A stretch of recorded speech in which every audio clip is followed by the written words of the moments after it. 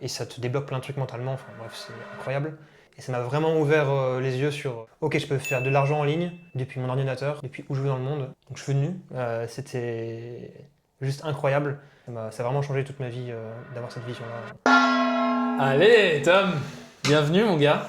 Merci. Merci de venir sur ce petit podcast. On a bien des choses à raconter sur ton parcours. Tu as été un des premiers sur Connect, mec. Tout à fait. Tu as fait plein de trucs. Première Plein de coloc. business. Première coloc à Buda. À Buda.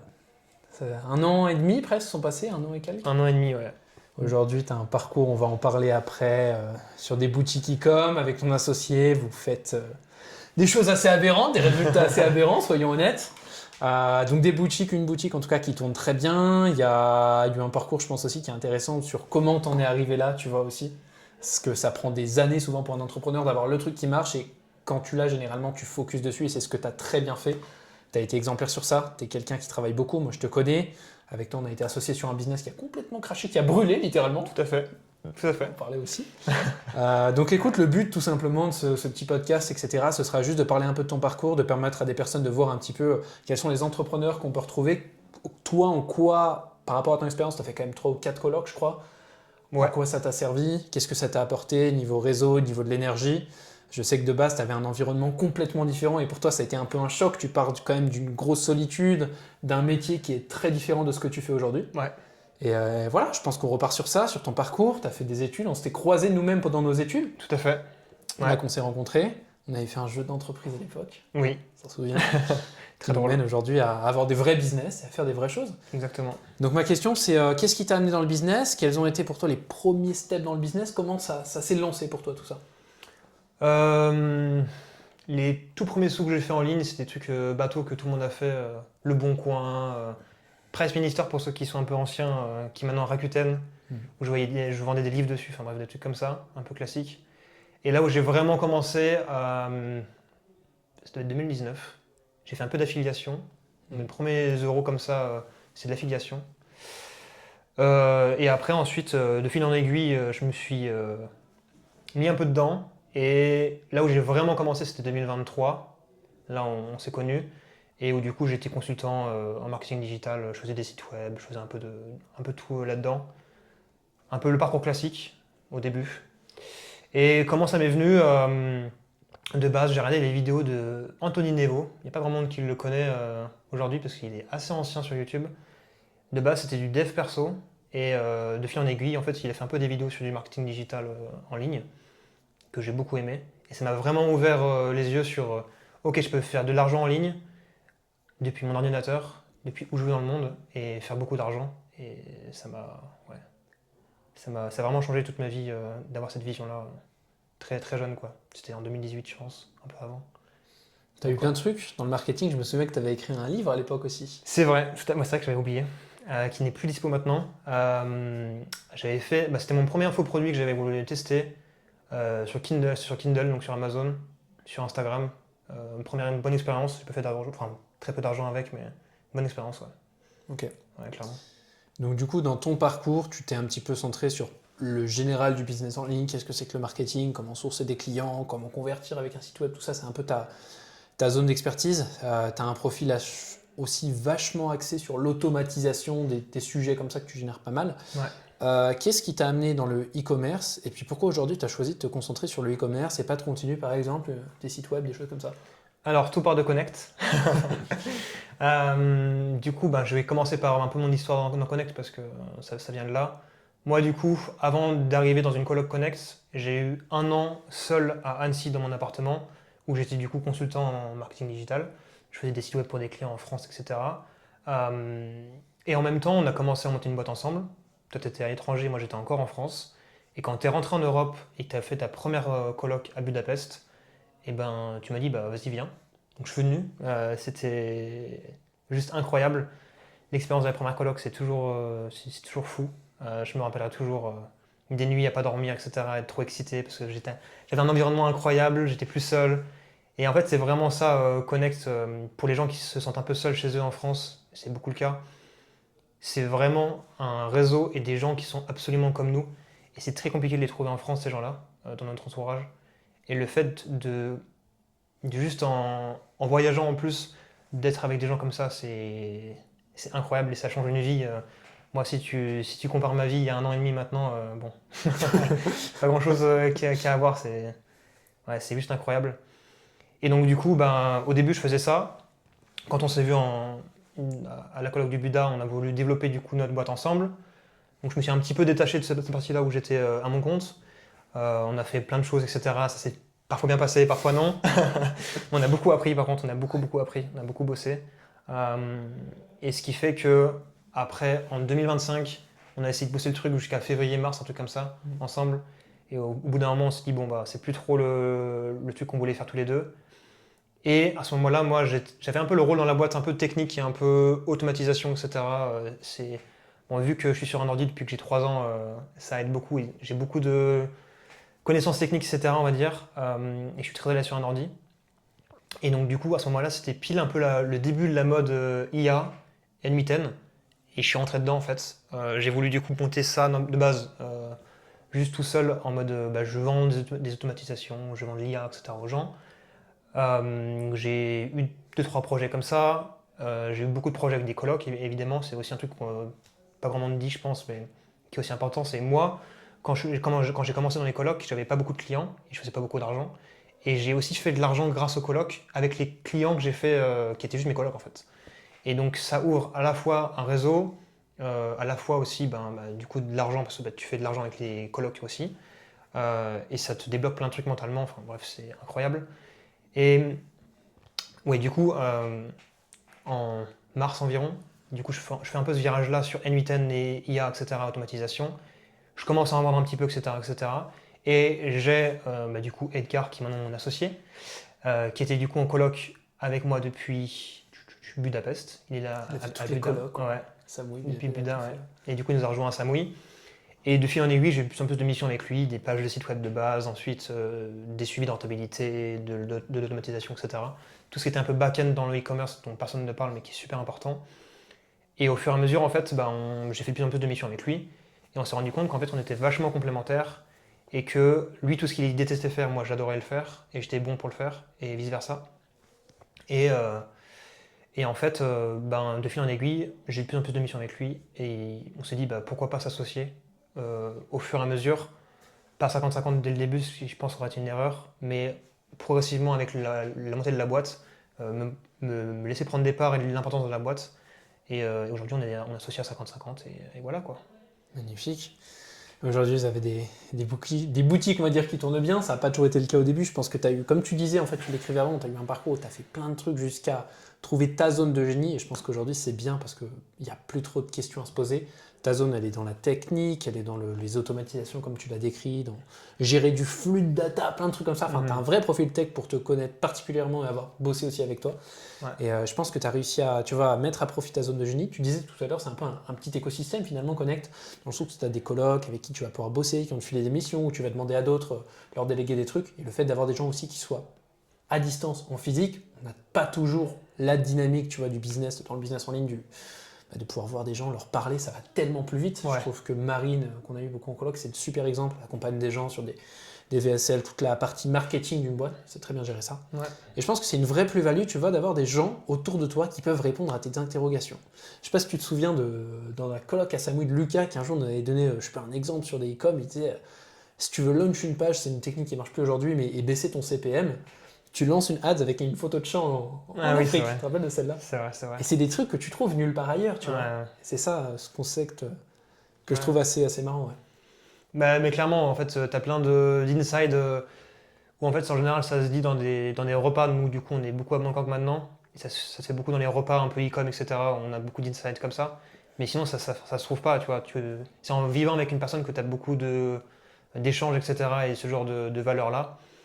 Et j'ai même envie de dire, j'aurais jamais été associé avec Edgar si j'avais pas vécu avec lui, tu vois. Parce que pour s'associer sur un business comme ça et que ça dure aussi longtemps, etc., et ça se passe très très bien, il faut connaître la personne et il n'y a rien de mieux que de vivre avec elle en fait. J'ai vécu avec lui sur 3-4 colloques et c'est grâce à ça qu'en fait on a vu que c'était un bon fit, tu vois. Et j'aurais jamais trouvé un associé comme ça, sinon c'est très compliqué de trouver un associé qui te correspond et vivre avec lui, tu sais exactement comment il est, etc., comment tu es complémentaire avec lui et au fur et à mesure ça prend ou ça prend pas et voilà quoi. Par rapport à votre business aujourd'hui, sans parler de niche, sans être trop précis, on va dire, dans les chiffres, vous en êtes où? Vous êtes présent dans combien de pays avec vos boutiques? Qu'est-ce qui fait que pour vous ça marche, par exemple? Et c'est quoi qui fait le succès d'un e-commerçant selon toi? Alors, aujourd'hui, on est en Europe. On va aller sur les US l'année prochaine, je pense. Mais c'est même sûr. Alors, le e-commerce, faut vraiment démystifier le truc. Il y a vraiment dropshipping et e-commerce pour moi. Et aujourd'hui, c'est en train d'évoluer entre les dropshippers de leur côté et les e-commerçants de l'autre. Les e-commerçants qui font des vrais brands, etc. et qui ont une vraie vision long terme.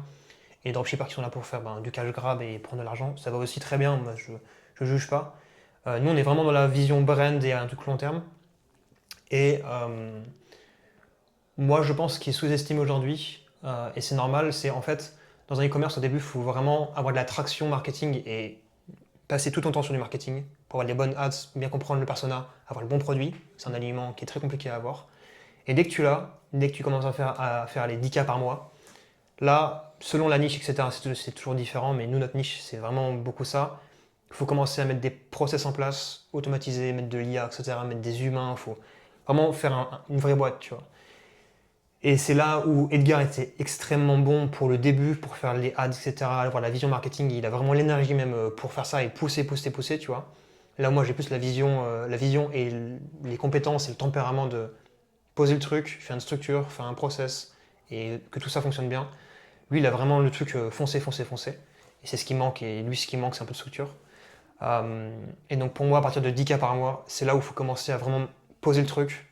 Et t'as plein de trucs à faire après dans les coms, mais souvent c'est sous-estimé et c'est ce qui fait, selon moi, passer une brand de 10K à 100K à beaucoup plus. Moi, je suis pas très très bon non plus, mais pour moi, c'est de 10K à plus, c'est vraiment ça, c'est mettre des process en place, automatiser, de l'IA, mettre des humains carrés et, ouais, voilà, vraiment une team, quoi. Et ça, c'est compliqué. Moi, j'avais beaucoup de blocages par rapport à ça. Et maintenant, ça passe très très bien. Et avec l'époque qu'on vit avec de l'IA, l'humain est encore nécessaire, mais il y a beaucoup de choses qui peuvent se faire grâce à l'IA pour. Tu vois, moi j'aime bien dire que nos équipes, elles sont pas à 100%, elles sont à genre 130, 140%, juste parce qu'on a les bons process et l'IA qu'il faut. Et donc du coup, leur travail est tellement fluide et tellement efficace qu'en fait, on a peut-être 50% de moins d'équipes que nos concurrents, tu vois. Parce qu'on a tous les process et tout ce qu'il faut d'un point de vue back-end, quoi. Comment tu te formes un peu, parce que l'IA ça va très vite, on le voit, je crois qu'il y avait une stat, c'est en 18 mois, on a eu plus d'avancées technologiques qu'en 10 ans, un truc comme ça, c'est assez fou cette ère de l'IA. Comment tu arrives à te former, à suivre la cadence dans ton programme? Toi, je sais que tu es quelqu'un de très organisé, tu te mets des temps où tu fais de la veille sur l'IA, tu rencontres juste des gens avec le réseau que tu peux avoir, tu arrives à avancer, comment ça fonctionne?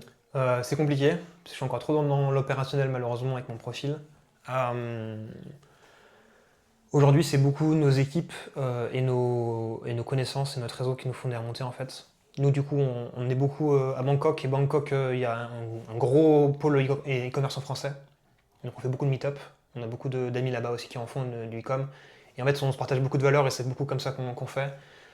Et après, c'est aussi en voyant un peu ce qui se passe sur Twitter. Je suis passé sur Twitter, mais c'est beaucoup Twitter, c'est beaucoup voir les concurrents. L'e-com, c'est beaucoup de voir ce que les autres font en front et pouvoir dupliquer et le faire toi aussi. Donc c'est aussi beaucoup de veille, ça c'est plus la partie d'Edgar, la veille. Et moi je suis plus après à implémenter les process dans la, dans la boîte, quoi. Mais du coup c'est pas vraiment mon rôle en fait de faire cette veille là, c'est plus Edgar. Euh, et après c'est juste en discutant avec les gens. C'est en discutant avec les gens en vrai et après c'est juste tester. De toute façon, comme dans tous les business, il faut tester, tester, tester. Mm. Et ouais, l'IA, ça va à une vitesse folle. Maintenant, faire des shootings photos, Enfin, Nano Banana, avoir hein. un photographe, Nano Banana Pro, enfin c'est. Ouais. Même maintenant, tu as GPT Image qui vient d'être upgrade, c'est devenu incroyable Ouais. aussi. Ok. Donc, et voilà, et après, c'est juste. Moi, je suis quelqu'un de très curieux, etc. Et c'est tout le temps tester, tester, tester. Moi, dès qu'il y a un nouveau truc qui sort, je vais le tester. Là, j'ai testé les UGC il y a 2 jours là, c'est Ah, ils sont devenus incroyable. Ah ouais, c'est. Là, du coup, maintenant, je suis en train de trouver un process pour le faire en automatique, tu vois. Enfin bref, c'est ouais, Tu sais que maintenant il y a des IA de montage qui te font les réels. incroyable. Ouais. Je t'en parlerai un peu plus en off, mais ouais, t'en as qui transforment des formats longs en formats courts et ça cartonne. C'est ultra pertinent. Ouais, t'as des trucs assez dingues, c'est ce qu'on a sur Connect du coup, tu vois, pour les shorts et tout. Ouais. En fait, tu balances un format long et ça te les classe par viralité, enfin, tu vois. Et on est au début du truc. Ah ouais. C'est des technologies qui sont en train d'avancer à des vitesses folles. Et moi, ma question, c'est pour les entrepreneurs d'aujourd'hui, tu vois, les mecs qui savent faire les opportunités, où travailler, quoi apporter, je suis pas trop inquiet sur une vision à 20 ans. Mais pour le commun des mortels, tu sais, c'est souvent Musk qui a vachement cette vision du revenu universel et tout. Ouais. Si on n'en fait pas, ces gens sont morts. Ils sont Ouais. morts. Comment ils vont manger, quoi? Ah, pourquoi nous, en tant qu'entrepreneurs, on fera appel à eux? Ouais, C'est ouais. terrible, hein. On est la nouvelle génération, on est celle qui est dans l'ère de l'IA, qui est en train de créer les emplois de demain. Quels sont les emplois de demain, tu vois? C'est une vraie question. De quoi tu auras besoin Ouais. dans une vision de 5 ans? Qu'est-ce que l'IA ne pourra pas faire? Plombier, électricien, certes, mais Ouais. le reste? Tout ce qui est physique, c'est sûr. Jusqu'au jour où tu auras les robots qui le feront, qui vont arriver avec Musk aussi d'ailleurs. Mais ouais, c'est compliqué, hein. Nous aujourd'hui, c'est sûr que s'il n'y a pas l'IA, déjà on ferait pas les chiffres qu'on fait aujourd'hui. C'est pour ça que l'e-com aujourd'hui se développe beaucoup aussi, c'est que tu as l'IA pour absolument tout. Mm. Et moi, tu sais, un peu ma politique, c'est le moins d'humains il y a dans la boîte, le mieux c'est. D'un point de vue gestion humain, etc., gestion des équipes, c'est très compliqué et c'est beaucoup de temps, etc. Trouver les bons humains, c'est énormément de temps aussi. Et avoir tout ça en IA, etc., c'est incroyable pour moi. Mais c'est sûr que ça pose une question dans 10-15 ans, d'un point de vue emploi, ça va être compliqué, quoi. Ça commence déjà à l'être. Dans 10-15 ans, ça va être très compliqué, je pense. Je pense qu'il y a aussi un peu une bulle de l'IA où tout le monde s'excite un peu et c'est un peu trop, il y a un peu trop de hype, je pense. Mais comme la bulle d'Internet, c'était pareil, hein. Mm. Mais maintenant, ça a vraiment changé notre vie, tu vois. Et l'IA va changer notre vie aussi, c'est sûr. Dans 20-30 ans, je pense que ça n'aura plus rien à voir, hein. Bah, nous qui nous sommes connus justement dans le business sur 1 an et demi, 2 ans, tu vois, regarde ce qu'on fait aujourd'hui, qu'on ne pouvait pas faire il y a juste 1 an dans la colloque de Marbella, Ouais. par exemple. T'en as bien des exemples, toi tu es dans la partie, on va dire, créa, UGC, enfin, c'est géré par Edgar, mais certes tu le vois, tu vois. Ouais. Je parlais de Nano Banana, juste ça. C'est quand même assez fou. Avant, il fallait vraiment qu'on fasse des shootings, il fallait vraiment qu'on structure des créas, etc. Ouais. Aujourd'hui, on a des SaaS qui sortent. D'ailleurs, c'est vachement l'air des SaaS. C'est un peu le business qui est le dropshipping d'il y a 10 ans. Ouais. Ça m'amène d'ailleurs sur une question, c'est est-ce que tu penses qu'aujourd'hui, il est trop tard pour lancer un e-com? Il y a un peu le truc de le e-commerce c'est mort, mais moi j'y crois pas. C'est un business model qui est en train d'exploser. On achète tous en ligne et de plus en plus en ligne. Euh, et les gens qui sont plus vieux que nous aussi. C'est ça qui est aussi important. Pour moi, c'est pas trop tard. Juste le marché est plus compliqué à attaquer parce que ben il y a l'IA justement. Donc tu peux lancer un produit et faire 200 créas ben, très très rapidement. Mais du coup, l'algo de Facebook change aussi. Donc, je suis pas non plus tout le temps dans le BM et dans les ads, donc c'est plus Edgar qui le fait. Mais tu as aussi l'algo qui change. Maintenant, il faut vraiment des variations très fortes des ads entre elles. Si tu fais genre 200 changements de hook, bah, ça compte comme une ou deux créas, tu vois. Alors qu'avant, bah, tu pouvais juste faire une nouvelle créa avec juste un hook qui changeait, quoi. Donc, donc non, ça reste abordable, je pense. Il faut juste être ultra rapide dans l'exécution et bourriner, quoi. Moi, c'est un peu le gros enseignement que j'ai eu de cette année, c'est que le volume, c'est trop important. Il faut juste balancer. C'est connu dans le monde anglophone, la devise Speed is King. Comme quoi, il faut aller très très vite dans l'exécution. C'est 100% vrai. Et moi, c'est un peu le truc que j'avais pas parce que j'ai un peu un profil plus perfectionniste par rapport à Edgar. Mais du coup, je l'ai compris cette année. Il faut juste tester énormément de choses et très très rapidement. Et dès qu'on en trouve un qui marche bien, après, c'est mon rôle à moi de faire un process et faire en sorte qu'on peut faire du volume très rapidement et de manière très efficace. Mais il faut juste tester tout le temps en permanence, quoi. Est-ce que tu penses que le fait de spend autant, enfin de créer autant, c'est lié au spend justement? Est-ce que, sans rentrer dans le détail des chiffres, toi, pourrais nous faire une échelle par rapport à ce que tu connais, parce que vous avez quand même un énorme spend journalier en ads, soyons honnêtes, sur, bah voilà, par tranche, je sais pas, jusqu'à 10K de spend journalier, tu conseilles de mettre tant de créa, etc. Est-ce que tu aurais un truc un peu peut-être détaillé par rapport à ça, ou vraiment dès le départ, même si tu fais un spend journalier de 100 balles, tu conseillerais de mettre, je sais pas, 50, 100 créa? Alors, c'est pas mon rôle dans la boîte du tout, c'est plus Edgar, hein. Et c'est lui qui a lancé la brand, donc moi je l'ai rejoint en cours de route, donc je pourrais pas répondre à ça. Et puis, ça change tellement vite que vraiment je peux pas te dire là-dessus. Je peux vraiment pas te dire combien de créa il faut lancer et tout là-dessus. Mais le volume, on sait qu'au final, Ouais. faut tenter plein d'axes, etc., plein d'offres différentes aussi, j'imagine. Ouais. C'est ce qui fait le succès. Si on sort un peu de tout ça, qu'on revient un peu du coup à Connect, au colloque, etc., Je pense qu'on a vécu plein de trucs dans ces colloques au-delà du travail. Tu vois, quand j'ai de nouvelles personnes qui veulent venir sur Connect, je leur dis bah, les gars, je vous préviens, ça va être 80-90% de taf, c'est un peu la vérité. Ouais. Par contre, les 10 ou 20% restants, qu'est-ce que vous allez kiffer quoi? Qu'est-ce Ouais. que vous allez découvrir des trucs? Et est-ce que tu penses qu'on pourrait avoir les mêmes souvenirs qu'on a réussi à se créer si on était en France? Ou est-ce que la dimension internationale, elle ajoute pas, je sais pas, un enrichissement, je dirais, du fait de parler à des étrangers, de découvrir des cultures, qui nous permet de nous ressourcer beaucoup plus rapidement que le temps qu'on prendra en France, par exemple, de récupérer notre force? Alors, je suis très pessimiste sur la France et sur l'avenir de la France. Je connais ma position, donc je pourrais pas te. Enfin, j'ai pas vraiment une vision très objective de la chose, mais je suis sûr qu'être à l'étranger aujourd'hui, c'est absolument nécessaire pour tous ceux qui veulent entreprendre, ne serait-ce que pour s'ouvrir au monde et comprendre ce que c'est en dehors de la France. On a quand même, en tant que Français, vraiment une vision de la France, le meilleur pays au monde, etc. Tout est super, tout est super. Mais quand on voyage, on voit qu'il y a quand même des choses qui sont différentes autre part. Et chacun a un peu son endroit où il peut vivre, il se doit vivre, mais voilà. Et non, je pense qu'on ne pourrait jamais vivre les mêmes choses en France que ce qu'on vit à l'étranger. Surtout que, enfin, nous, on a fait beaucoup de colloques dans différents pays, et chaque pays a vraiment des choses qui sont très différentes pour s'amuser, etc., etc. Et non, 100% l'étranger, c'est incroyable pour pouvoir faire des colloques. Ouais. Et en fait, surtout, ça te sort de ton environnement, et donc t'as pas les mêmes pensées, et du coup, t'as pas les mêmes choses dans le business après qui arrivent, tu vois.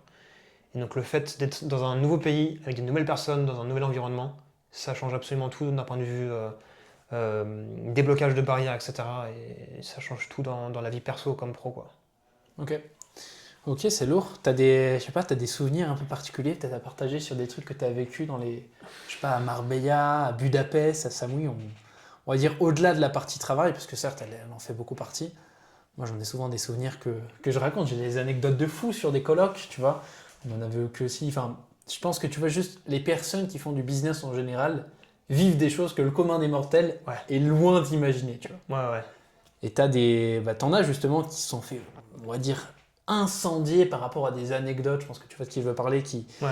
qui ont raconté des choses et personne ne les a crues, etc. Et moi, pour avoir vécu dans beaucoup de colloques, on voit des choses assez folles, tu vois. Toi, je sais pas, t'as des trucs à partager comme ça, où tu t'es dit à des moments, putain, ça c'est fou. Je suis très mauvais en souvenirs et en mémoire. Ouais.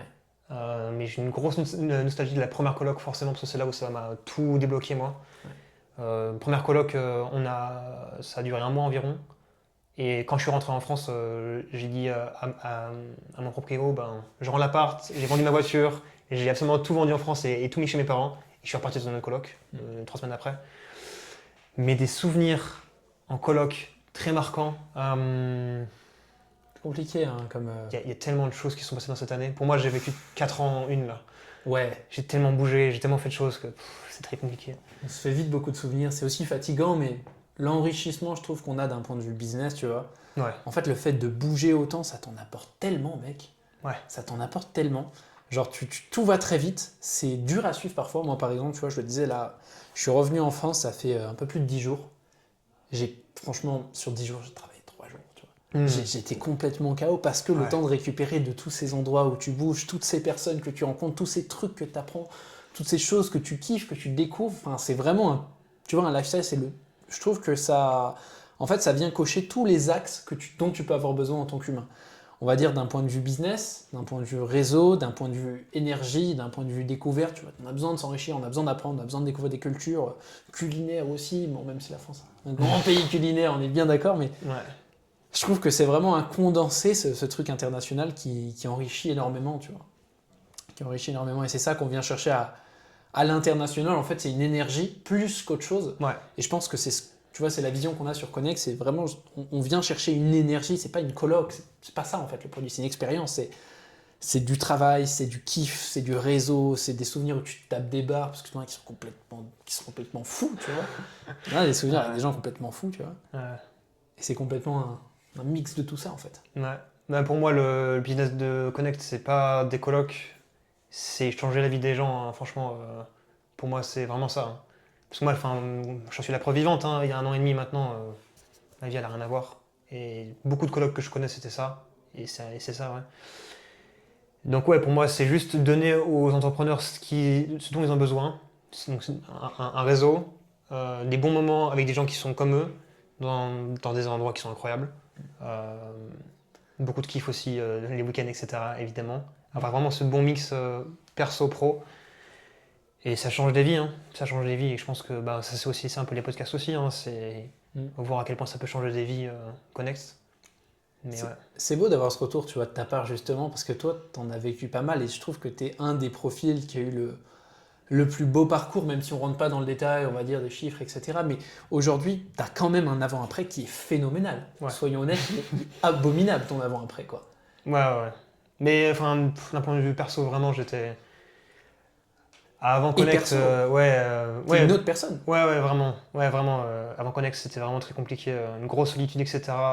Je m'en rendais pas compte, mais j'étais vraiment seul en France, etc. Et j'avais vraiment ce truc-là de bon, c'est ok, je suis un peu solitaire, etc. Et en venant à Budapest, comme je dis, hein, j'ai fait 10 jours sans dormir presque. J'avais trop d'énergie, trop de choses, etc. Qui me rendaient fou, et qui est vraiment, il y avait trop d'énergie, quoi. Et j'ai vraiment kiffé. Et donc, ouais, moi, avant Buda, avant Connect, et moi après, ça n'a rien à voir d'un point de vue perso et pro, évidemment. J'ai une grosse évolution grâce à ça. Mais perso, ouais, rien que perso, c'est fou, quoi. Mais C'est fou. tu sais que je pense que tu le sais, mais ce qui m'avait amené à faire la coloc à Budapest, c'est justement que toi et moi, on avait lancé un peu ce truc-là quand j'étais en Thaïlande, et je sais que tu kiffais énormément Budapest, tu Ouais. vois. Et du coup, je me suis dit, ouais, écoute, ce serait un bon compromis entre avoir un peu ce truc-là que je voulais construire, tu vois, et puis avec toi. Et c'est ça qui m'a amené là-bas. Et toi, du coup, de base, tu kiffais énormément Budapest. Je sais que tu kiffes toujours, c'est pas la question, mais pourquoi tu t'en es sorti un petit peu et pourquoi aujourd'hui tu as voulu plutôt aller du côté de la Thaïlande? Bah, c'est grâce à Connect, encore une fois. Bah, en fait, Buda, je kiffais, j'y étais déjà 2 fois. C'était ma troisième fois avec Connect. Après, on a fait Espagne. Et après, on a fait tout ce qui est Asie. Et moi, tu sais, l'Asie, j'avais pas mis les pieds là-bas, j'avais juste fait Japon vite fait avec mes parents à l'époque. J'ai pas fait tout ce qui est Asie du Sud-Est, qui est en train de se développer, qui est incroyable. Et c'est grâce à Connect que j'ai pu du coup découvrir cette partie-là. C'est tout seul. En fait, c'est compliqué maintenant. Je me vois mal voyager tout seul, tu vois, sans avoir de réseau, etc. avec moi. Et c'est grâce à Connect que du coup j'ai pu découvrir ces pays-là qui sont incroyables. Thaïlande, Vietnam, Chine, j'ai pas encore fait du coup, j'ai pas fait la coloc en Chine. Prochaine fois. Et ouais, vraiment cette partie-là du monde qui est l'Asie, qui est en plein boom, qui est incroyable. Et donc ouais, de base, je t'avais dit je m'expate à Budapest. Maintenant du coup je m'expate là dans quelques mois à Bangkok. C'est parce que j'ai vécu des choses incroyables en Asie et grâce à Connect, parce que ben, je t'avais dit, en Thaïlande, vas-y, je vais faire un mois Koh Samui, puis après je rentrerai. Je fais le premier mois. Je dis, bon, bah, Ivan, je peux pas rester genre, allez, un mois de plus. Tu me dis, ouais, bah, vas-y. Et au final, j'ai fait 3 mois à Samui. Après, du coup, je suis reparti au Vietnam pour faire mon DTV, pour pouvoir rester 5 ans, du coup, en Thaïlande. Et cette année, j'ai fait presque 6 mois en Thaïlande, tu vois, au final. Dans l'univers business en ligne, on a 3 endroits, on va dire 2 endroits qui ressortent beaucoup, donc Dubaï et Bali. Alors Dubaï, je crois pas que tu l'as encore fait. Non, pas encore. Non, mais t'as fait du coup, t'as fait Bali. Alors Bali, toi, t'as quand même bien aimé. Ouais. Moi, j'ai un retour sur Bali, les mecs. J'y vais complètement à l'encontre des gens. Moi, je comprends pas du tout les entrepreneurs qui partent à Bali pour plein de raisons. Je vais les reciter très rapidement, mais le point numéro 1, les gars, c'est la pollution. C'est une île où tu, pour moi, respires pas trop. Ensuite, tu peux pas te déplacer. Les temps de déplacement d'un point A à B sont abominables. Au niveau des routes, c'est quand même vraiment mal entretenu. Mais il y a quand même plein de points communs avec la Thaïlande. À côté de ça, Bali, c'est quand même un endroit où, avec un rapport qualité-prix, déjà c'est le plus cheap que j'ai vu. Bali. Ouais. Soyons honnêtes, niveau rapport qualité-prix, c'est abominable. Il y a vraiment des beaux environnements. Il y a quand même beaucoup d'entrepreneurs en ligne dans la niche. Donc moi, ce que je vois souvent, c'est très critiqué. Souvent, les gens ils disent voilà, Bali, il y a cette école qui se fight entre Bali et Dubaï. Je ne vais pas rentrer dans ces débats-là. Mais il y a quand même, je trouve, un univers qui est un peu différent, peut-être un peu plus détente, un peu plus. Voilà, c'est une autre vie. Et j'ai l'impression que Bali, c'est vraiment en fait une reproduction un peu de la France, tu vois, mais dans un endroit moins cher, plus joli, parce que c'est quand même une super belle île, tu vois. Ouais. Et toi, tu as beaucoup kiffé. Et qu'est-ce que tu vas chercher en fait en Thaïlande que tu trouves pas à Bali? Alors, Bali, si c'était en Thaïlande déjà, ce serait incroyable. On en parle souvent avec Edgar, mais si la Thaïlande pouvait racheter Bali, ce serait incroyable. D'un point de vue résidence fiscale, etc., ce serait incroyable. Mais en fait, moi, ce que j'aime beaucoup à Bali, c'est quand t'es plus chill. Bali, quand t'es plus chill, c'est incroyable. Mais moi, du coup, j'ai fait Bali pendant le Q3, qui est plus chill pour nous. Et pendant le Q4, j'ai fait un mois. Mon Q4 à Bali était horrible, mais horrible. Après, on avait vraiment un logement qui était mal situé, etc. On était vraiment dans les bouchons, c'était horrible. Mais en fait, il faut avoir le temps. En fait, si t'es à Bali, il faut avoir le temps. Il faut se dire, vas-y, je fais 4 heures de boulot et 4 heures de surf, etc. Et tout. Tu peux aussi lock-in si tu as envie, hein, mais si tu veux vraiment bien profiter de Bali, pour moi, il faudra du temps et il faut se laisser le temps, etc. et tout, pour pouvoir profiter. Parce que les déplacements sont très longs, parce que tout ce qu'il y a à faire, c'est pas à côté de où tu es en général, il faut quand même pas mal bouger. Et ouais, mon retour pour Bali, c'est moi je ne verrais pas vivre là-bas parce que justement j'ai trop ce truc de. C'est assez le bordel dans mon business. Je suis vraiment toute la journée dans le bordel, dans le charbon, tu vois. Et si quand je sors dans la rue, c'est aussi le bordel. Et je peux pas rouler 10 minutes sans avoir un bouchon horrible, dépôt d'échappement, etc. Ça me stresse plus qu'autre chose. Sauf si je suis en vacances et je suis en mode c'est tranquille, j'ai 3 heures pour aller à la plage, je vais prendre le temps, musique dans les oreilles, etc. Tu vois. Alors que la Thaïlande, ce qui est incroyable, c'est que tu as des environnements totalement différents du nord jusqu'au sud. Bangkok, c'est très différent de Chiang Mai, qui est très différent de Koh Samui, qui est très, très différent de Krabi, qui est différent de. Voilà.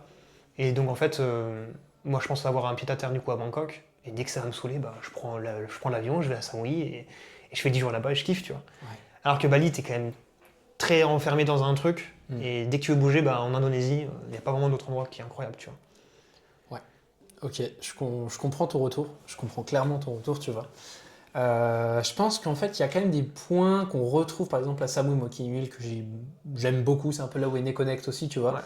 Il y a des points qu'on retrouve, tu l'as dit, on va dire le trafic, c'est pas si aberrant que ça, mais ça peut l'être, pas Bali. Ouais. La pollution, c'est pas des rues piétonnes quand même en Thaïlande, tu vois. Ouais. Moi, si je compare à d'autres pays d'Asie, genre la Chine, tu vois, il y a vraiment des belles rues piétonnes, c'est propre, il n'y a pas des câbles de partout, ça fait aussi le charme. Hein. Mais je trouve qu'à Bali, même si c'est un peu à l'instar de la Thaïlande, soyons honnêtes, ça m'a particulièrement dérangé. Et je sais pas pourquoi mettre le. Pourquoi, tu vois, c'était aussi bordélique. J'ai vraiment l'impression que j'allais me faire écraser dès que je marchais sur le bord de la route, tu vois. Et j'ai moins eu cette impression en Thaïlande. Et j'arrive pas à me mettre une raison de pourquoi. Après, c'est aussi les gens. Hein. Moi, j'adore vraiment les Thaïlandais. Je trouve qu'il y a vraiment un mélange multiculturel en Thaïlande. Ben, en Thaïlande, t'es pas, on va dire, t'es pas dans la France thaïlandaise. En gros, t'es qu'avec des Français, t'es avec les Thaïs. Chez toi, il y a des Thaïs, t'as des potes Thaïs, des mecs, des meufs. Tout le monde est copain. Tu parles avec les Thaïs, tu vas en soirée avec les Thaïs, tu vas à la Muay Thai avec les Thaïs. Tu fais tout avec les Thaïs. Tu vis avec eux et c'est des gens exceptionnels. Alors, j'adore les Balinais. Ils sont super gentils. Mais j'ai moins retrouvé ce mélange. Il y en a qui arrivent très bien. Hein. Mais moi, c'est mon expérience perso, j'ai moins eu ce mélange avec eux, tu vois. Et je pense que c'est ce qui manque. C'est quand même deux cultures, de toute façon, c'est l'Asie, hein, ils sont tous les deux incroyables. Mais petite préférence pour les Thaïs qui sont toujours tout sourire, toujours gentils, dans le respect, tu vois. Ouais, la Thaïlande, c'est vraiment. De toute façon, on voit le nombre de Français qui vont vivre là-bas maintenant et d'expatriés, ça devient vraiment un gros hub maintenant de business. Et c'est aussi pour ça que j'y vais, c'est pour le réseau. Et du coup, nous, on a fait un peu le tour un peu des endroits où on pouvait se mettre fiscalement, etc., pour mettre la boîte, etc., et avoir un vrai truc. Maintenant, aujourd'hui, t'as Thaïlande, t'as Dubaï, les gros hubs, t'as Bali. En dehors de ça, niveau réseau, c'est un peu compliqué. Et Bangkok, il y a un énorme réseau d'e-commerçants. Dubaï aussi, mais c'est un autre lifestyle. C'est pas forcément celui que j'ai envie d'avoir maintenant. Donc ouais, en fait pour moi c'est un peu ça aussi. Et c'est un peu aussi une autre leçon de cette année, c'est le réseau, ça te fait absolument tout, ça te fait vraiment évoluer à 100%. Et le nombre de tips que j'ai eu en étant 2 mois à Bangkok, parce que j'ai fait les bons meet-up avec les bonnes personnes, ça m'a débloqué plein de trucs, d'un point de vue perso et pro. Et en fait, c'est juste ça qu'il faut, c'est maintenant être bien entouré des bonnes personnes, avoir les infos avec ces personnes-là qui sont sur le terrain aussi. Et tu vas tellement plus vite que si t'es tout seul, c'est incroyable. Mais tu vois, ça, ce retour, je l'entends beaucoup et ça m'amène sur une idée dont on peut discuter tu vois, en live dans ce podcast. En fait, c'est d'avoir les bonnes personnes qui te donnent le bon tip et qui rentrent suffisamment dans ton business. Le format mastermind est super pour ça. Ce qu'on va chercher dans un mastermind, c'est le réseau. En fait, tu achètes la capacité à quelqu'un à te ramener d'autres entrepreneurs qui vont t'apprendre des trucs de fou. Et c'est un peu pareil sur Connect, sauf qu'aujourd'hui, je fais pas, tu vois, des trucs par thématique. Par exemple, je ne relis pas que des e-com, je ne relis pas que des closers, ça pourrait marcher et tout. Et je me dis qu'en fait, je pense qu'il y a un format à aller chercher, un entre-deux. Tu vois, genre tu prends une villa de fou malade à Samui, le mec de le faire en une semaine avec Atelier Mastermind. Tu viens apporter ça, tu as des guests, tu as des intervenants, mais tu as des gens qui sont tous chauds, qui ont des boutiques dans des niches différentes, etc. Tu vois, mais qui vont pendant un mois vivre ensemble et s'apporter de la valeur. Et je pense que c'est un peu l'avenir du format Mastermind qui est quand même super. Hein. Tu fais des activités, tu rencontres des gens, mais là tu vis avec des gens, tu vas plus loin dans la connexion et tu apprends encore plus de choses parce qu'une semaine. Moi, je l'ai vu sur le trip en supercar à Inat, ça peut être un peu court, tu vois. Okay, ouais. Une semaine pour s'apporter vraiment full valeur, avoir le temps.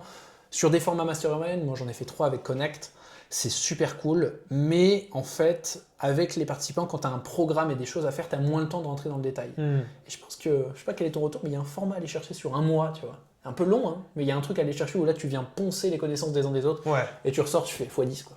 Ouais, ouais. Moi, j'ai jamais fait du coup de une semaine chez Connect. J'ai fait que de un mois minimum. Et ouais, je confirme. En une semaine, t'as pas le temps de assez connaître les personnes, etc. et d'avoir le temps, etc. de se poser sur chacun, la valeur qu'on peut s'apporter, etc. Moi, du coup, tu vois, j'ai été un peu frustré sur Marbella. Il y a eu des colocs qui sont restés 10 jours, même pas une semaine, je crois que c'était. Et donc, du coup, on n'a pas pu bien s'apporter de la valeur.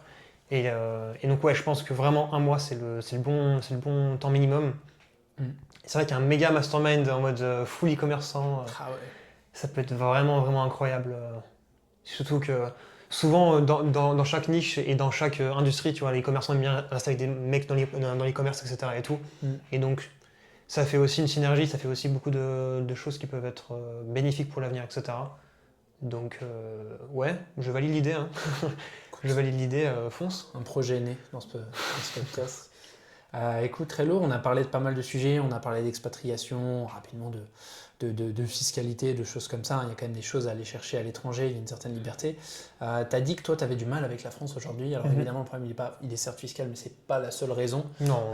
Je vois beaucoup d'entrepreneurs. Toi, c'est quoi les raisons qui te poussent à partir de la France? Tu devais les graduer, par exemple.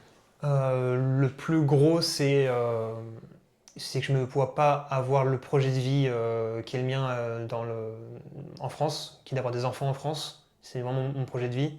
Et avoir des enfants en France aujourd'hui dans 10, 15, 20 ans, je ne me vois pas. La première raison, je pense, pour eux, c'est la sécurité. Hein. J'aurais très peur pour mes enfants, niveau sécurité. Et après, c'est en fait, tu vois le pays. Moi, c'est un peu du coup mon retour. Là, je suis rentré il y a 15 jours en France, 10-15 jours. Et tu sens que le moral des gens et l'ambiance globale, ça fait pas comme ça, tu vois, comme en Asie, etc. Tu sens pas de la croissance, les gens qui sont enjoués de vivre, etc. et d'entreprendre et de. Enfin, les pays en Asie sont pas parfaits, hein, mais tu sens quand même qu'il y a une énergie qui te pousse à tous les jours te réveiller et à aller juste faire de la croissance, quoi. Là où en Europe et plus particulièrement en France, tu sens vraiment que le moral des gens il est mais ultra bas. Et t'es pas dans un environnement qui te pousse à tout le temps à te réveiller avec de l'énergie, à pousser des projets, etc. Et je pense que c'est ça, moi, qui me manquerait en France, déjà ça. Il manquerait un réseau de fous furieux aussi que j'aurais à l'étranger. Après, du coup, tout ce qui est projet de vie, etc., qui est sécurité pour mes enfants, la fiscale, bon, bah, voilà, la fiscalité, bon, on va même pas en parler, mais c'est compliqué.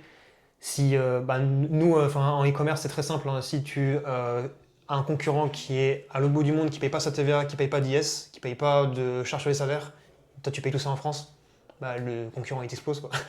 Le concurrent t'explose. En fait, il y a aussi une concurrence fiscale, je pense, aujourd'hui dans les business. Et si tu n'as pas une bonne fisca et un bon montage aussi, bah, en fait, tu peux juste pas te battre contre tes concurrents. Quoi. C'est aussi très concurrentiel, donc c'est ça, ouais. Je dirais que c'est tous ces critères-là qui font que c'est compliqué. Mais c'est compliqué de faire le deuil de la France. Hein. Je pense qu'il y a beaucoup, beaucoup d'entrepreneurs qui aiment la France. Et moi aussi, j'adore ce pays. Mais on est un peu poussé dehors aussi, quoi. C'est à force, toutes les choses qu'on voit et qui se passent, etc., à quel point le pays va pas bien. Et à quel point on est un peu en mode est-ce que je peux vraiment apporter quelque chose au pays qui va faire que ça va croître et que ça va aller dans le bon sens. C'est compliqué aussi. Donc on finit par partir, quoi. C'est malheureux, mais c'est malheureusement le cas. Ouais. C'est un retour que je vois énormément chez plein d'entrepreneurs qui sont dans des sujets d'expatriation. C'est pas que les gens n'aiment pas la France. Tout le monde aime la France. On a la plus belle histoire, on a la plus belle nourriture, la plus bonne nourriture. On a, je pense, même au niveau des gens, mais du coup ils sont plus en France, c'est le problème. On a des Français qui sont abominablement bons et trop sympas et trop gentils avec trop de choses à mettre sur la table. Et le concept de Connect aujourd'hui, moi je fais ça qu'avec des gens qui sont en tout cas dans la francophonie parce que c'est des gens qui sont, je trouve, très cool. Mais on n'arrive pas à les garder en France pour, je pense, les raisons que tu as citées. Et c'est ça en fait notre problématique. C'est pas qu'on n'aime pas la France, c'est que la France nous aime pas. Des fois, on a ce ressenti-là. Moi je parle avec des gens qui me disent j'ai l'impression que mon pays est contre moi, tu vois. Il est contre moi sur la sécurité, il est contre moi sur le jugement que tu peux avoir dans la rue, sur le moral un peu morose, tu vois, des gens qui font la gueule, il est contre moi sur la fiscalité, certes, sur les règles au contrôle.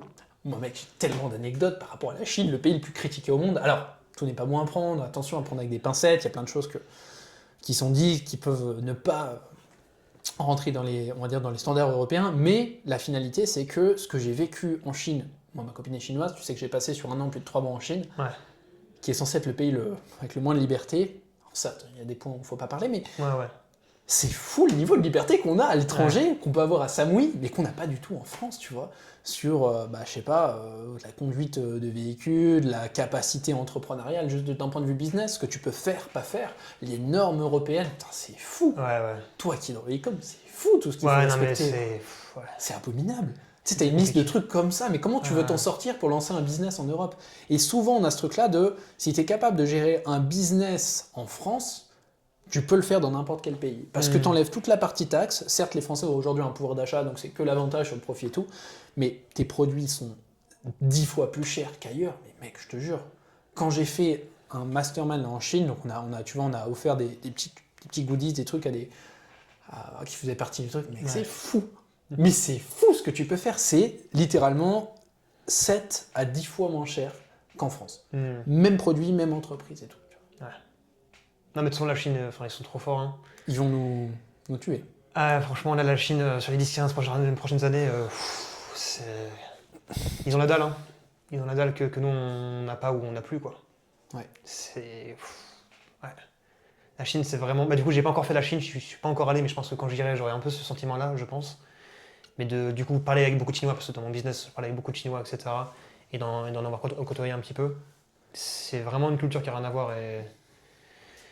Et ouais, hein, franchement, ils ont réussi à. C'est très bien joué de leur part d'avoir pris d'abord tout ce qui est usine, etc. Puis d'avoir compris comment ça marchait d'un point de vue marketing, d'un point de vue développement de produits, etc. Et maintenant, ils sont en train d'exploser. Hein. Ils sont très forts. En fait, d'un point de vue technologique et économique, aujourd'hui, ils sont en train de lancer tout le monde. Alors d'un point de vue de l'IA, ils ont quand même, aujourd'hui, je crois que c'est 3 à 9 mois de retard d'IA sur les US. Ils sont encore derrière, mais la question, c'est pour combien de temps? On le voit sur les véhicules. Moi, franchement, j'ai presque un moment hésité à m'expatrier en Chine pour le rapport qualité-prix des Xiaomi. Ah ouais. Mais en fait, tu vois, quand on était à Hainan, là, pendant une semaine, avec nos McLaren, nos trucs, on était drivé par un mec qui avait le dernier, il a beaucoup tourné ce véhicule, le dernier Xiaomi SU7. Donc c'est un SUV qui a une autonomie de 800 km en électrique, qui a une capacité selon les configs de 700 à 1200 chevaux. C'est de l'électrique, je fais comme ça, t'es à 200, ça y est, tu vois. C'est à 2 secondes, t'es à 200, c'est aberrant. C'est hyper beau, c'est plein d'options, t'as des sièges massants, il y a un autodrive comme sur Tesla, enfin c'est complètement dingue. Cette voiture, elle est vendue 67 000 € en France, avec les taxes à l'import, les mises en... Pour homologuer les voitures, il y a un certain coût aussi. Ouais. En Chine, ce même véhicule est vendu 27 000 €. Waouh. Tu passes de 27 000 € en France pour ce véhicule à 67 000 €. Le véhicule est incroyable. À 67 000 €, il est ultra rentable en Europe. Tu te rends compte que tu peux l'avoir à 27 000 € en Chine. Ah ouais, c'est fou. Ah ouais, c'est... C'est fou. Et ils vendent, ils ont une stratégie en fait sur le marché qui est un petit peu comme Tesla dans leur début. Donc pour faire simple, ils vendent presque à l'équilibre pour saturer le marché et tout bouffer, dire que Xiaomi c'est les meilleurs. Et c'est ce qu'ils font très bien, tu vois. Mais aujourd'hui, ils ont une avancée, donc tu vois, sur la partie automobile, la partie technologie. Aujourd'hui, objectivement, leurs IA sont quand même ultra développées. Tu prends des DeepSeek, c'est juste le ChatGPT d'il y a 3 mois, tu vois. Ah ouais. Et c'est eux qui le créent, tu vois. Puis même d'un point de vue produit, hein, la caméra qui nous filme, c'est une DJI. DJI, c'est une brand chinoise. Je crois que c'est chinois, ouais. Ah ouais. Mais ils savent travailler. Ils savent bien travailler, bien innover maintenant, et c'est fascinant. Ouais. C'est vraiment fascinant. Moi, et puis pour continuer de faire beaucoup de business avec les Chinois, je veux dire, c'est qu'ils savent travailler. Ils ont moins le sens, tu vois, de la clientèle, je trouve, de la satisfaction. Enfin, ce côté un peu marketing qu'on a en Europe, et notamment en France, on a quand même... Ouais, la grosse diff avec la Chine, c'est quand même d'un point de vue culturel aujourd'hui. Il y a quand même une grosse différence culturelle. En tout cas, nous, dans notre business, comment on communique avec eux. Très dur. La 3PL, les fournisseurs, etc. C'est compliqué de se comprendre, même si c'est en anglais, etc. Le mieux, c'est d'avoir Nous, du coup, on a une traductrice franco-chinoise qui, dès qu'on fait un call avec les Chinois, et qui a un gros point à avoir avec eux, elle traduit du coup en français vers le chinois et l'inverse. Mais sans ça, c'est compliqué des fois de se comprendre. C'est un peu, je pense, la grosse différence, c'est qu'il faudra quand même des gens, pour le moment encore, natifs dans le pays pour faire le marketing, parce que pour comprendre le marché, c'est très compliqué. L'Occident de la Chine, d'un point de vue marketing, c'est très différent. Donc ouais, mais sinon, aujourd'hui, ils sont très très forts. Hein. Les Chinois sont très très forts. Ils sont très très forts. Et heureusement qu'aujourd'hui, ils restent en Chine parce que leur marché, il est là. Je crois que c'est 1,2 ou 4 millions comme ça, milliards de personnes, c'est assez énorme. Le marché chinois, moi j'en parlais avec des e-commerçants, avec Flo qui a des boutiques qui font des dizaines de millions, enfin bref, c'est un gros e-commerçant aussi, il disait mais le plus beau marché en réalité c'est la Chine. Parce que la Chine, ils ont moins de friction à l'achat, c'est un peu comme les US, ils commencent à avoir un bon petit pouvoir d'achat, mais surtout que les coûts de production sont complètement bas, les coûts de Ouais. livraison Bah oui, gratuits, t'es en Chine, donc ouais. mais des choses de fou, tu vois. Je vois en termes de service, c'est pour ça que je pense que la France en a du retard. Peu importe où tu es en Chine, tu peux avoir des mecs qui viennent te livrer, je sais pas, à 3 heures du matin des médicaments à ta porte. Ouais. Qu'est-ce que tu veux faire contre ça? T'es malade? Tu sais, demain, tu penses dans l'avenir, toi qui pensais sécurité avec tes enfants. Ils sont malades. Ils ont un problème, à 3 heures du matin, t'as quelqu'un qui vient te livrer à ta porte des médicaments en moins d'1 heure. Ouais. Waouh! Ah ouais. Niveau logistique, technologie, organisationnel, ils ont eu un panel d'offres qui est assez fou en Chine quand même, tu vois. Et c'est encore un humain et ce sera un robot parce qu'ils font des robots dans 5-10 Ouais. ans. Et voilà, Des fois, tu c'est des vois. robots déjà. Ah ouais. Dans les hôtels, c'en est. Ok. En fait, Ouais. c'est un livreur qui apporte, puis il t'envoie un robot à ta chambre qui monte dans l'ascenseur, il sonne à ton téléphone de ta chambre d'hôtel, et tu vas lui ouvrir. Il te dit bonjour, il ouvre, il a une espèce de trappe comme ça, il te donne ton truc, tu prends. Ah donc du coup, c'est encore un humain qui te pose en scooter la bouffe dans un robot qui te Ouais, monte jusqu'à... exactement. T'as même pas à descendre en bas du coup. Ah non, Tu non, restes dans c'est la- le robot, il monte à ta porte, au 40e Waouh. étage. On a eu ça sur un mastermind avec des e-com à Canton. C'était fou. Et j'ai hâte que ça arrive en Thaïlande ça. Ah ouais, non, c'est... Ah ouais, ça c'est fou. Ah, t'as trop de trucs dans ce pays. Je peux t'en citer des très très belles. T'as des applications qui sont ultra avancées pour te faire livrer, pareil, à la journée, une DJI pour filmer. Et ça Ah coûte 2 ouais. euros. Ah ouais, tu loues une DJI juste pour la journée Ouais, ça te coûte 2 c'est euros. incroyable. Un drone, pareil. Tu sais, t'es livré d'un truc comme ça. Et en fait, tout ce qui est... tu vas penser niveau service, tout ce dont tu pourrais avoir besoin, ils peuvent te le livrer en quelques heures. Maintenant, ils sont en train de développer des taxis volants. Ok. Je sais pas si t'as vu passer ça. Non, Donc, c'est non. des drones. Tu rentres dedans, c'est automatique, ça te pose d'un point A, ça te monte en l'air, ça t'emmène à un autre point de la ville et ça te pose à un point B dans un taxi volant.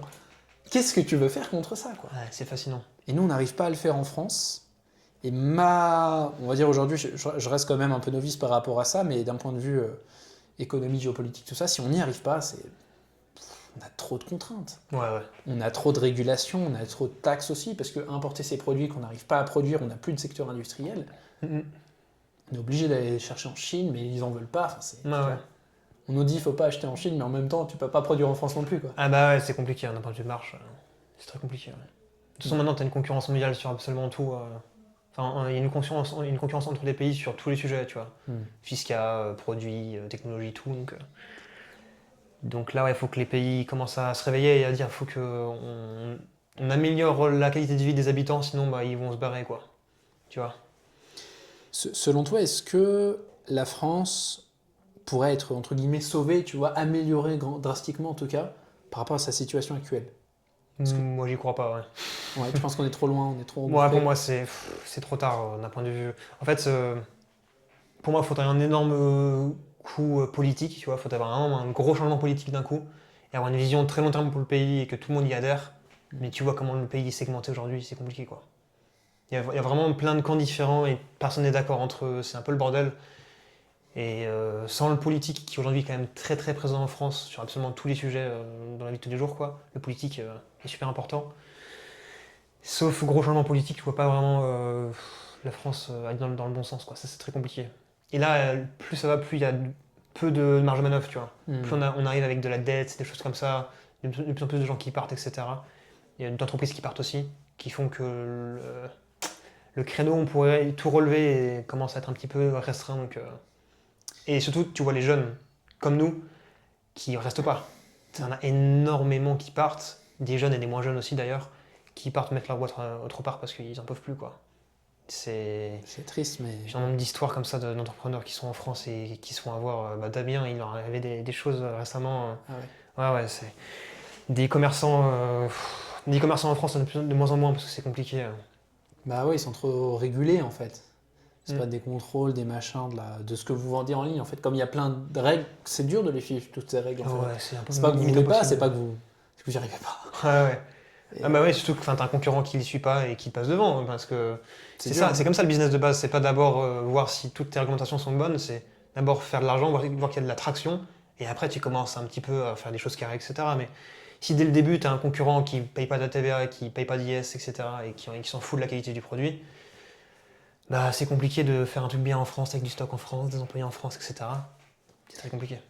Tu sais que les recettes fiscales françaises sont je crois que c'est les plus grosses européennes. En fait, on a un budget qui est abominable. Mais en fait, comme on a énormément de dépenses, hein, le poids de la dette, ça en fait partie, mais c'est pas que ça, tu vois, c'est qu'on a plein de trucs qui sont aussi beaucoup critiqués, bah, c'est super compliqué. Et souvent en France, tu vois, à contrario d'autres pays, je pense, bah, on peut reprendre la Thaïlande, on peut prendre Bali, on peut prendre la Chine, Dubaï, peu importe, tous, ils disent, bah, les entrepreneurs, on va vous mettre bien, tu vois. Ouais, On va faire en sorte que vos produits e-com, on va pas trop vous embêter, on va essayer de faire en sorte que tout le monde soit content, tu vois. Et nous, je comprends vraiment pas la strate, quoi. Je ouais, comprends vraiment pas la strate parce que, bah, si c'était comme les US, t'as pas le choix, tu dois rester, bon, ok. Mais ouais, t'es ouais, tu dois contre bouger. nous, Ouais, pourquoi je resterais, quoi. ouais, clairement. Ouais, c'est. En fait, ils mettent plus de bâtons dans les roues qu'autre chose, quoi. C'est compliqué. À moins d'avoir vraiment d'être là depuis des années, etc., d'avoir maintenant l'équipe, etc., et le monde pour maintenant se réguler comme il faut et jouer le jeu. C'est Mm. compliqué. En fait, pour monter un projet en France, c'est compliqué. Ouais. Alors que si tu étais là il y a quelques années et que tu as déjà un projet, c'est peut-être plus facile d'évoluer avec la régulation, tu vois, peut-être.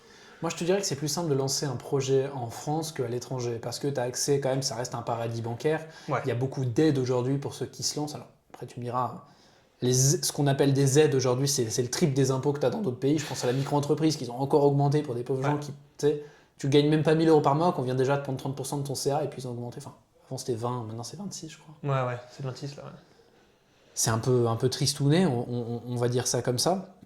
Mais quand même, ça reste un beau pays. Si tu veux, tu vois, tu as accès à des financements. Il y a quand même, on va dire, de l'argent en France. Tu as des investisseurs encore. On sait pour moi plus ou moins aider les entrepreneurs à se lancer, mais par contre, c'est pas les garder. Hmm. Et c'est vraiment dommage, hein, parce que je pense que se lancer en France, c'est très dur. Il y a plein de trucs à respecter, comme tu dis. Enfin, il y en a plein la gueule et on a tous un peu cette peur de.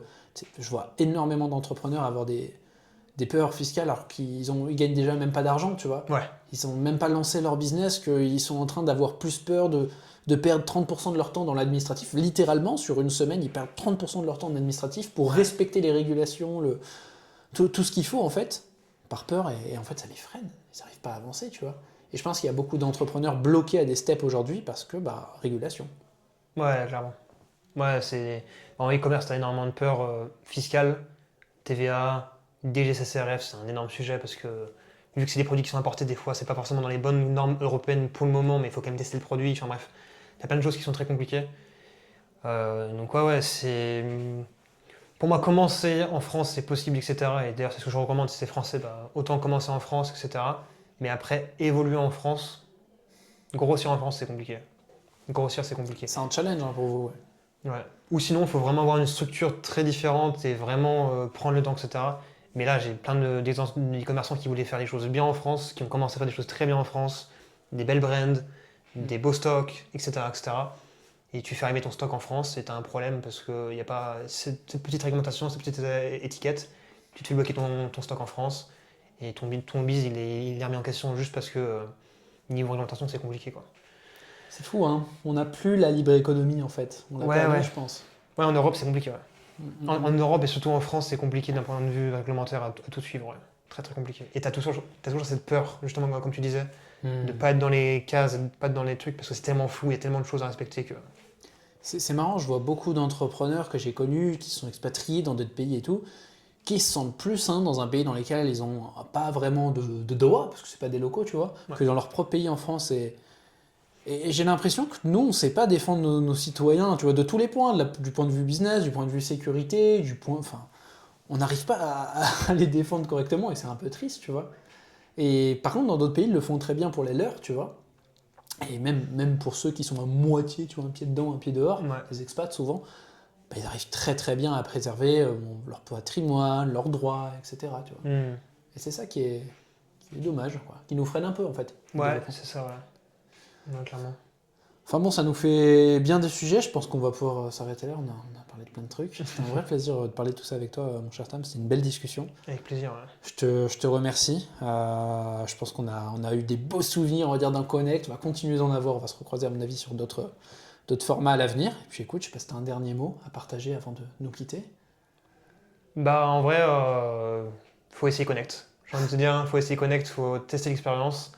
Et juste tester un mois dans une destination et vous verrez que c'est incroyable. Voilà. Merci beau gosse, au plaisir. Plaisir, à plus.